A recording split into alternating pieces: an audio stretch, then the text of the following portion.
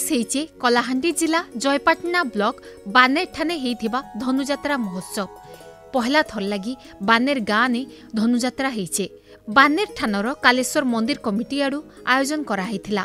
गला 25 तारिख नु मूल हेकरी 31 तारिख तक 7 दिन धरी करी धनुजात्रा होइथिला। आदिवासी मानकर भिन्न भिन्न नाच गीत संगे दुलकी गला इनर धनुजात्रा मचान।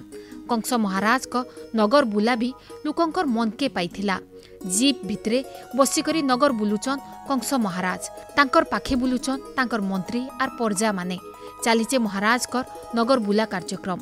कंस महाराज को राजुती चलीथिला बेलके पारंपरिक गीत नाचती गर्जी जाइथिला मचान।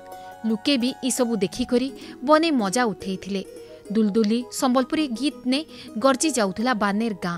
मुझे कलाकार आ एटा बानेर रे प्रथम थर हिचे नेला में बरगड देखि जाऊ आ एटा तो अबले कलाकार मन लागे बहुत भल जेना कि एंता स्टेज मिलबा के पडु छे आ बानेर रे मते डाकी दिले करबा के आराम कोले धनु यात्रा आ हमर गाँव रो बहुत युवक भाई माने इतने बहुत सहयोग करितन जाबे जे लोग समागम होतन हमर जे अतिथि मान का डाकी होय सब बेले सब भीड़ रहउचे बहुत खुशी लागुचे।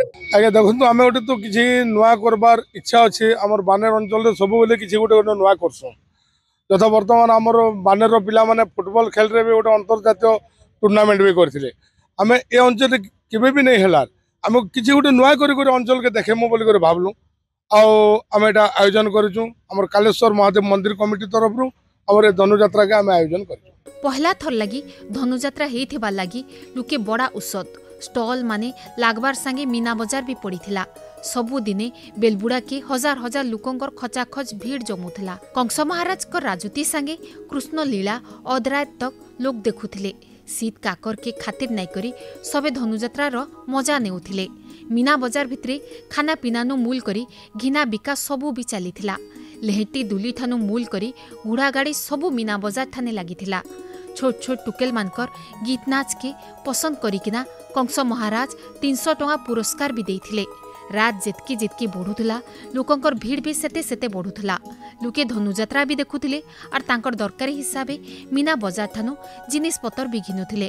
पहला थल लगी बानेर गाँ ठाने धनुजात्रा हेइथिबा लगी लुके यात्रा कमिटी के बने प्रशंसा करिछत। बहुत खुशीर कथा माँ डोगरी बुढ़ींकर शक्तिपीठ बानेर ए अंचल एटा गोटे नुआ धनुजात्रा आम गोटे गोटे नुआ अनुभूति लगुच एवं आयोजक मान को बहुत धन्यवाद दूची। एवं मनोरंजन भी मीना बाजार आसी नृत्य परिवेषण करेंगे कंस महाराज भी आसबे आ बहुत खुशी लगुच ए अंचल नुआ गोटे अनुभूति। मुई तो बहुत खुशी हेबी अरे जे माने भी आयोजन कर गाँव भाई मन बड़ भाई मन आयोजन कर मुई बहुत खुशी जेहेतु आमर गाँव रे प्रथम थर करी इरलीपाट अंचल रे दिन की धनुजात्रा आयोजन कराई। यही धनुजात्रा रे आमे बहुत खुशी गाँव लोग भी बहुत खुशी अंचल लोग भी बहुत खुशी। बानेर गाँ ठानर धनुजात्रा ठाने भाईचारार गोटे परंपरा देखबार के मिलीचे। तार संगे कला संस्कृतिर प्रचार प्रसार लगी जेन गोटे उद्यम हिचे ताहाके भी लोके प्रशंसा करुचन। भवानीपाटना नु देखुथिले अलिसा बेहरांग को रिपोर्ट।